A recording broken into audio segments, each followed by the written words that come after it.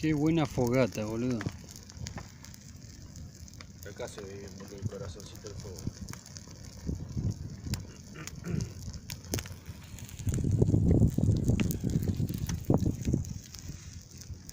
El cocinero ya empezó a pelar la papa.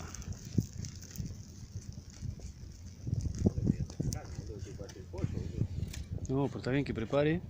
Después... Yo no dije que lo voy a cocinar ahora, boludo. ¿Y a qué hora va a estar la asado? Uy, uy, uy, esto.